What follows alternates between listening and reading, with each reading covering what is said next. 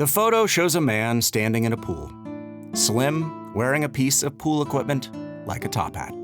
It sums up Ronald Trimboli in one image: spontaneous, playful, funny, and charming. But Ronald Trimboli could also be described as a small-time hustler. Rumored to be chronically unfaithful until settling down for his last marriage, Ronald was married multiple times, memorably proposing to his third wife at the wedding to his second wife.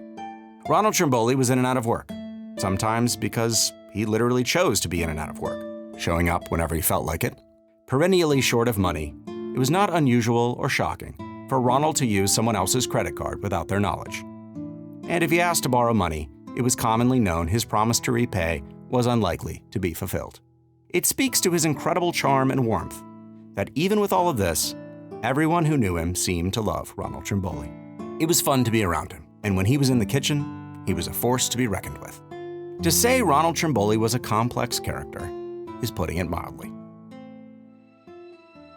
Ronald would be painted in the trials to come as a dangerous person, but Ronald's daughter Lisa and her husband Mark, who knew Ronald as well as anyone, could not reconcile that portrayal with the man himself. Of course, that's not to say Ronald was a perfect saint. I mean, he's dangerous if you're a blonde, you have a car, and you have a credit card with available credit. I think of him as a small-time con. I don't see any violence. He had champagne taste in a beer pocket. He, enjoyed the holidays.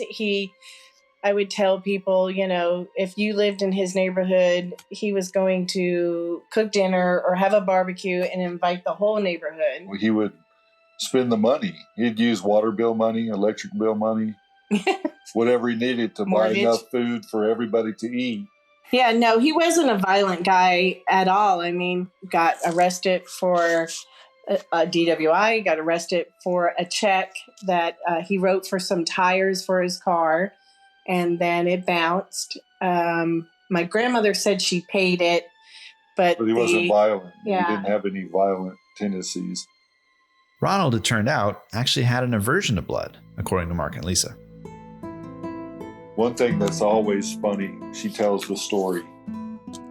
This is what's funny about a triple murder. And if he did it, we swear to God, he would be there passed out cold when the bodies were found because of his reaction to blood. My dad, people don't know, well, the police didn't know this, but I was riding a bike and I put my sister up on the handlebars and I was going down the hill. I put on the brakes and my sister went flying off the handlebars. And when she fell, she had her front teeth on her bottom lip. So when she hit, whatever she hit the ground, her bottom lip, her teeth just broke open that bottom lip. So she is bleeding. She is completely covered in blood all over her chest. And I am running with her back home. And as I walk in the door, my dad, and I'm screaming, "Mom, Dad." And this is in when my parents were together. And I come walking in and my dad sees her and he passed out, cold, like passed out. And then my mom passed out. So that was a really funny story because both of my parents could not handle the sight of blood. Ronald was also, frankly, a bit goofy. He wasn't the type of person you would think could execute a meticulous plot. For instance, coming to Texas, I go to Dr. Varga, the same doctor that my dad is going to and also had taken his son to at the time of the murders. And Lucy, his nurse and secretary, as I'm there for a doctor visit, starts telling me, "So you're Ron's daughter?" And I'm like, "Yep." He goes, "So you're the oldest?" "Yes." She goes, Your dad is such a character." She goes, "One time he came in here and he had cut the tip of his finger." And she goes, "And I handed him a cup." And she goes, "And I walked out of the room and I came back in and your dad is foaming from the mouth and he's looking at me, I'm looking at him, and at the same time saying, what was in that water? And she's like, Ron, you weren't supposed to drink it. You were supposed to put your finger in it. It was peroxide. So she was like, he was so nervous and upset. Like, he couldn't deal with that cut. Like, he thought she was giving him a glass of water, but she was giving him a cup of peroxide to put his finger in it. So he's just a character. As I spent time with Mark and Lisa in Texas, a fountain of stories about Ronald just naturally spilled out. So much so I had to start capturing them on the fly, while driving, while walking, not to lose any of them. Stories like that one time. So my sister and I visit from New Jersey to Texas because we're living in New Jersey. He's living in Texas. He's living in Dallas. My grandparents are living in Arlington. And he picks us up from our grandparents' house and takes us to an apartment complex. I don't know if he lives there.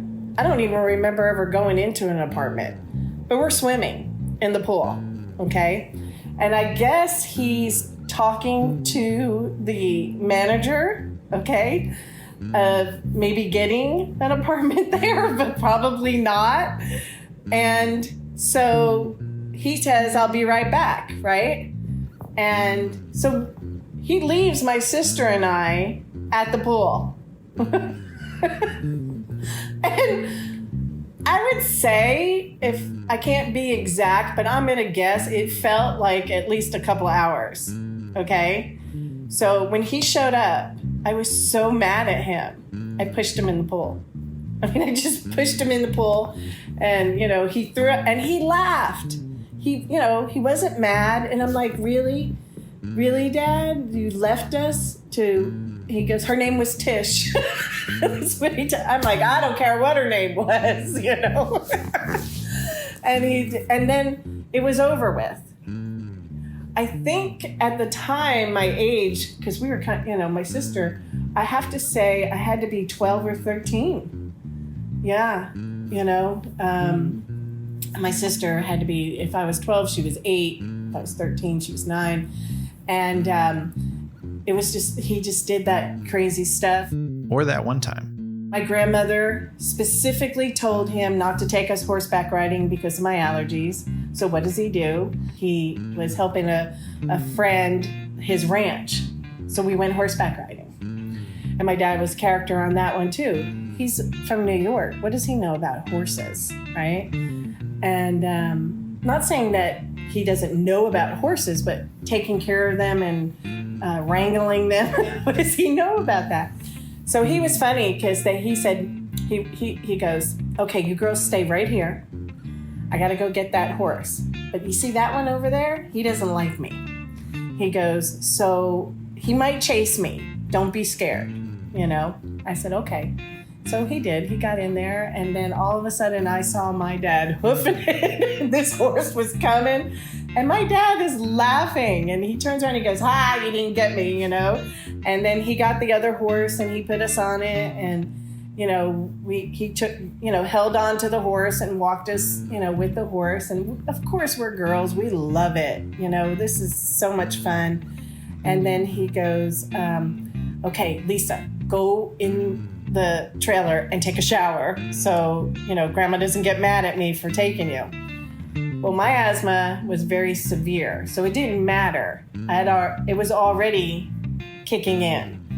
And I didn't want to tell him because I didn't want to hurt his feelings, So the whole way I'm monitoring it, and the next thing we get home and I don't say anything, and I'm trying to keep it from getting worse, and then I have to wake up my grandparents and tell them that my asthma kicked in. And the first thing my grandmother said, "Did your father take you horseback riding?" Or that other time. And I heard my grandmother talking to somebody on the phone that was saying, the way she was responding to it is, oh, I don't know where he is. As soon as I can, get a hold of him, of course I will let him know.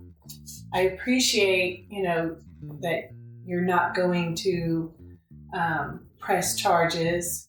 I understand. As soon as I can get a hold of him, I will have him get in contact with you.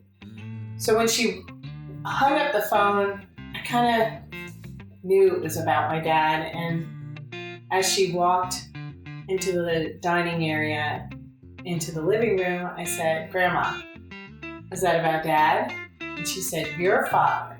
Your father." And I said, "Oh boy, what's going on?" And she proceeded to tell me that, he left with this woman's credit card and her car. That she had given him the credit card and the car to go do something, get something for them, and he hasn't returned. And that she would like those 2 items back from him, and she doesn't want to press charges against him. I don't know. I don't know if all the stuff, he brought it back, or if she picked it up, or they met and he gave it. All I know is that it just was over and done with. This was after. It's very, what would you say, very charismatic, right? Is that the word? Who, your dad? Yeah, very charismatic. But that was the moment that clicked for me, that being his daughter was going to be a challenge. But when he met DC, honestly, it all slowed down. It all came to a nice halt. There was a clear sense from everyone I talked to that DC was a stabilizing force for Ronald. DC was Ronald's wife when he got arrested, as we mentioned last time.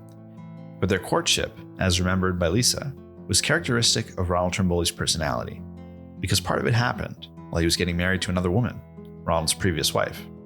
DC and my dad worked together and had a good friendship. And in the limo, when my dad pulls up in the limo, he sees DC and he's like, pulling her, telling her, "Please marry me, you marry me." And she's like, "Ron, get off me, you're crazy, And she said he was just hilarious. She was like, "Oh my God, I can't believe I'm getting married. I don't want to get married. Don't make me get married. Somebody stop this." He was just awful. And my grandfather told me that he had to go get my dad out of the bar to come to his own wedding. I asked DC about this. Lisa had told me that at his wedding to his previous wife, he at some point said to you, like, "Hey, I should have married you," or "Let's get married," or something like that. Yeah. I mean, it's hard to describe our relationship. We liked each other. We worked with each other. We flirted and, all the time. I can say, yes, he did. He said that he wished that we had gotten married. He chased me for a year before we got together. And when he got married, I was happy for him, but jealous, because it could have been him and I. Mm-hmm. I mean, Ron had a joke or something to say about everything, He didn't want bad things at work. He didn't like all that camaraderie. He kept that store going constantly. He entertained our customers. I mean, it was a show every day, every night when he was at work throwing those pizzas. We didn't roll them out. He threw them and people yelled and screamed and toasted him. And yeah, it was fun. He was a fun person to be around. He was our entertainer at work. He was my entertainer at home. I just don't know of anybody that I could give you a name that disliked him. His mouth got him in trouble. That was his worst enemy, was his mouth. This is how Bill Lane, Ronald's defense attorney for his third trial, felt about Ronald's tendency to be his own worst enemy. My name is Bill Lane, and I was the lead attorney on the last case that was tried. He was a bit of a boastful flim-flam guy, I guess is the best way to put it. New York guy that, talked every bit the New York language, and he was colorful. He really was. But he was sure dead set in his innocence, and he had kind of painted himself into a corner where we couldn't use him on the stand. There's no way we could put him on the stand because you didn't ever know what he was going to say. I mean, I knew he was going to say he didn't do these, but besides that, I don't know what else he would have said. While Ronald might not have been the type of person a defense attorney would feel comfortable putting on the stand, conversely, Lisa, his daughter, was honest to a fault. So honest, she would talk to the investigators in hopes of supporting her father once they began focusing on Ronald, and share a very candid description of him. He did mention to me at one point before the investigation came, full on him, was that he felt like they were going to try to put this on him. And I remember saying to him, "Why do you think that?" And he says, "It's the way they're questioning me is what's making me think that they think I'm the person." And I go, "Well, that's crazy and that's scary." And he didn't say anything. He just shook his head up and down, and he just put it, out there. And so at one point, honestly, because of that statement, I decided that I was hungry. I decided to call Detective Ford so he could pay for my lunch. And I'm sorry to say it, but it's true. And I figured, I could get some information out of him as to where this was going. And so Detective Ford comes to my job and picks me up, and we go to Taco Bueno. It could, and I guess it was my choice to go there. And we go to Taco Bueno, and we're sitting and we're talking, and I'm trying to get information out of him, and he's trying to get information out of me. And I start telling him things as a child, things that my parents would fight about, Like, for one, my mom used to say, "My dad's an habitual liar." So I repeated that. I know, I'm so sorry. And it's awful when I think about it, but I said it. I now am telling him things that, like, "Oh, my dad's such a good, he's a good person. He has champagne taste and a beer pocket." And it seemed like from that point on, everything I said was just getting worse and worse. Yeah, it was just so, I couldn't backpedal it enough, and I couldn't change it. And I would say, "Oh, my dad, he'd make somebody a great wife because he loved to cook and he loved to clean." And I was just telling him all this stuff about my father. And so I guess Detective Ford thought that was very interesting. So he went back. Obviously, he spoke about our conversation and then called me and wanted to have another visit with me. Lisa's candor with police echoed how Ronald behaved when first asked to give a statement. Matter of fact, my grandfather, when my dad was being approached to come down to the police department to give a statement, my dad called my grandfather to let him know. And my grandfather's exact words were, "Ron, if you didn't do it, you got nothing to worry about. You don't need a lawyer. Just go and talk to the police." Consider the story from the police's perspective. Ronald made these strange twilight visits to the house, gave a statement about never being in the utility room, and then changed his statement, and his daughter told investigators he was a liar.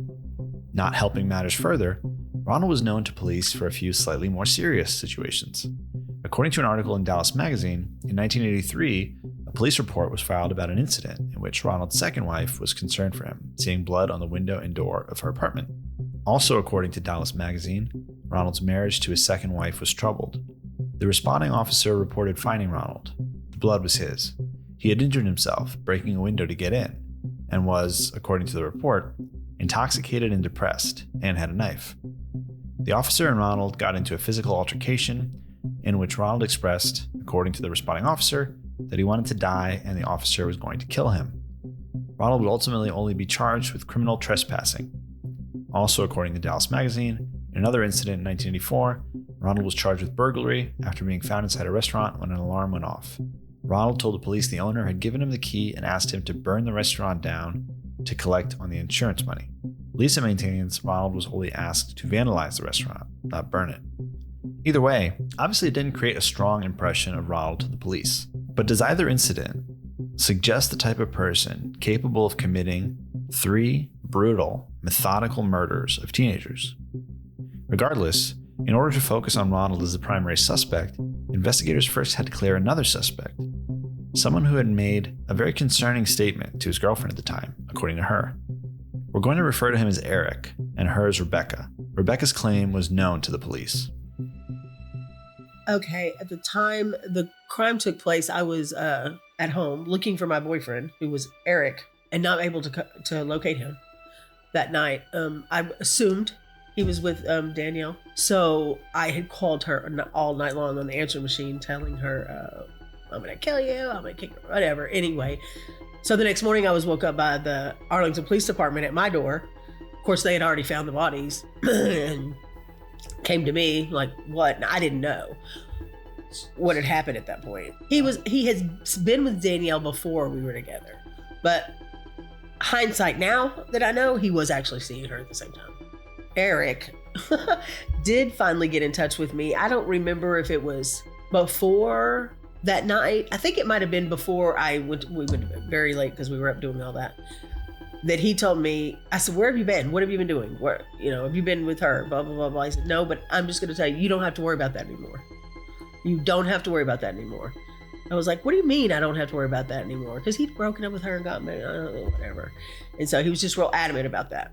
And so then when the police showed up and said what happened, I didn't doubt for a minute that he did it, because I know him, and he's got the background on him is him and his family and a few friends were very, I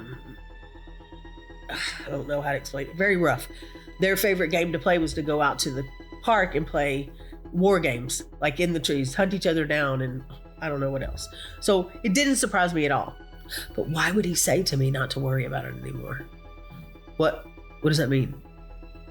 And he was real adamant after that he didn't do it. Of course he's adamant after he didn't do it. But in the thick of the sun comes up the next morning, what he told me was, I didn't have to worry about it anymore. And he didn't say why. And then I found out, and I was like, oh my God. Wow. Yeah, I have a thing. Bad boys just kind of, I still haven't shook that one. Yeah. But this was a different thing.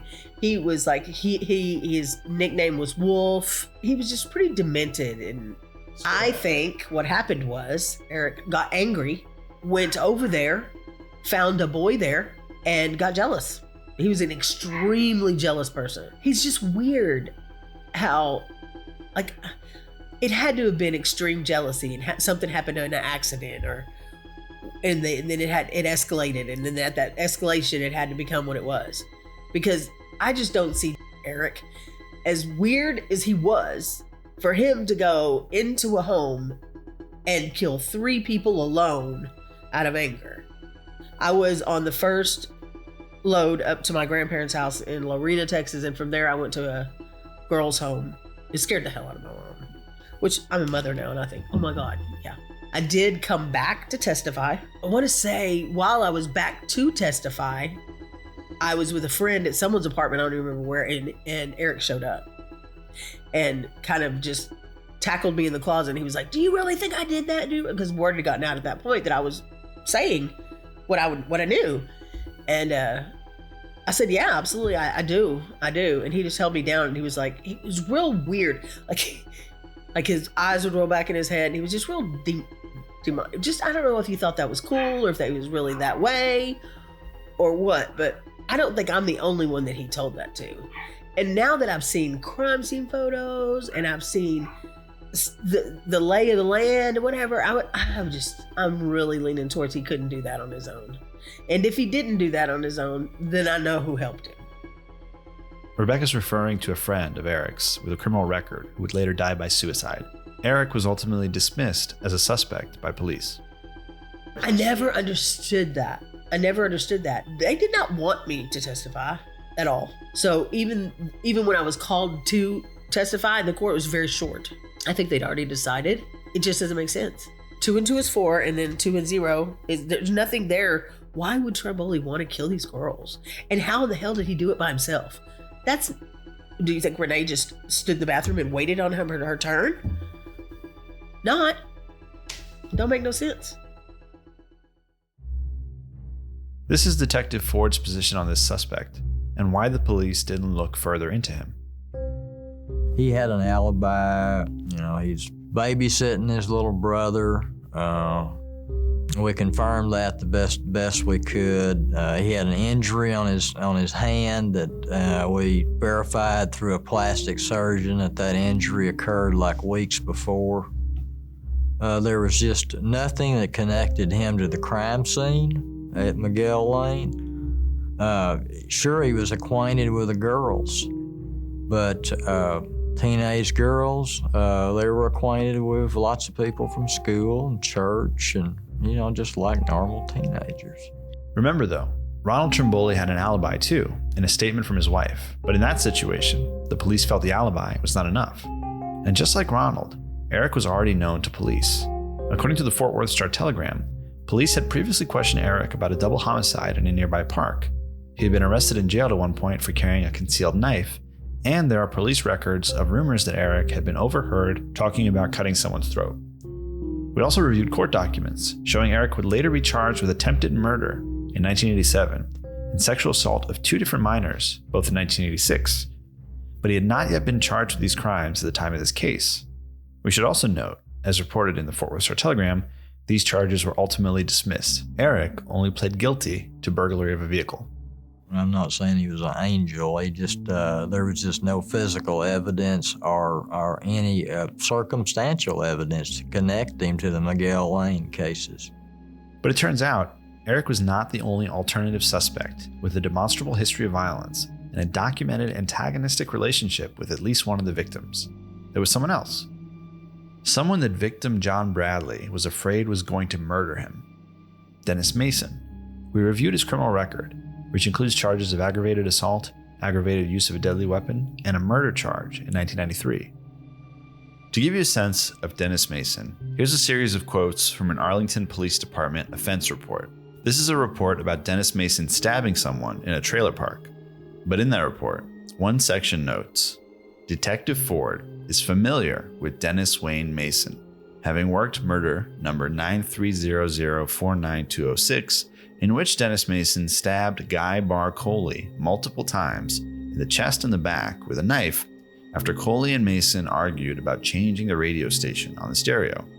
Coley died at the scene. A Tarrant County jury found Mason not guilty, reference self-defense.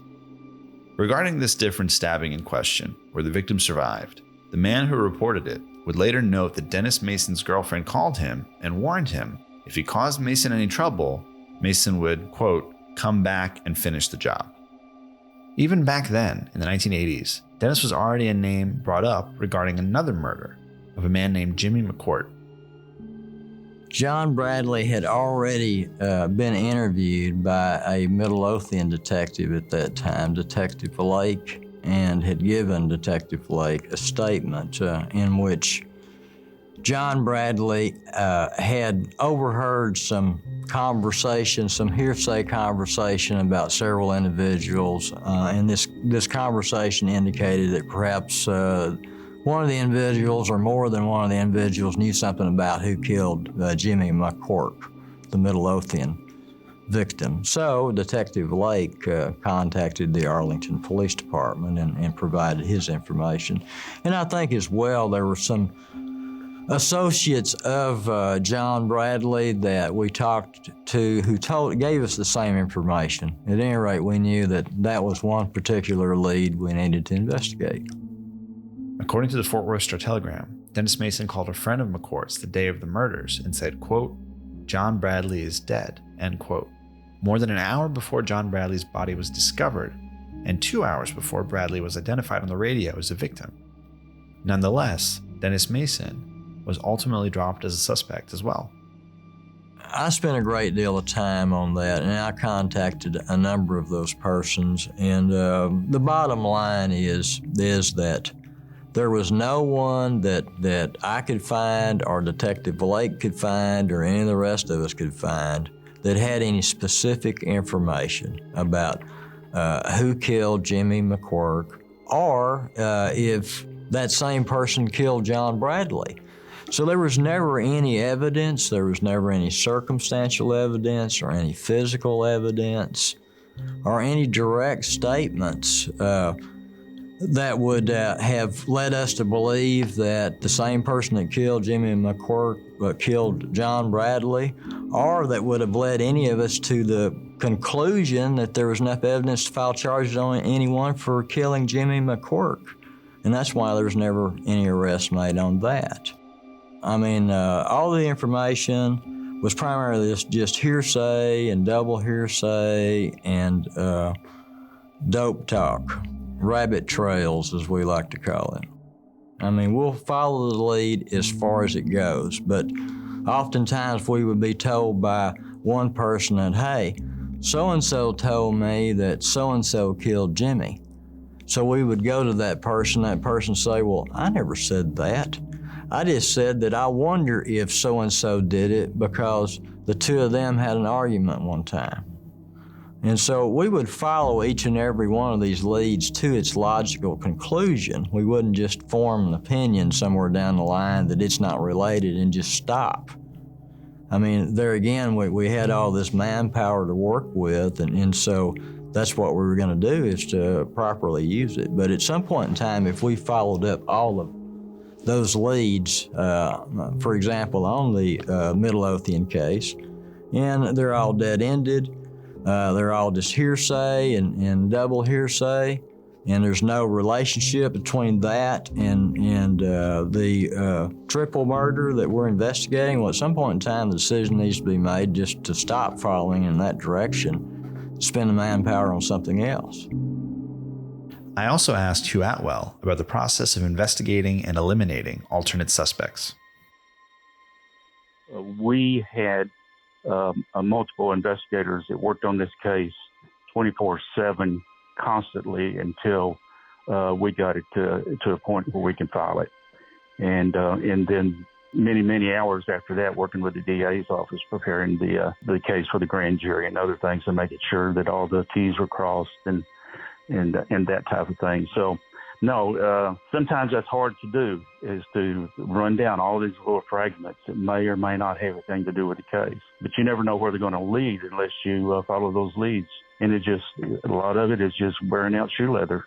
Whenever you have a major crime like this, and within the scope of all of these people that knew these people that knew somebody that knew somebody that knew somebody, you just get all kinds of things being said. And as far as I know, it's the first time we ever used it at our department.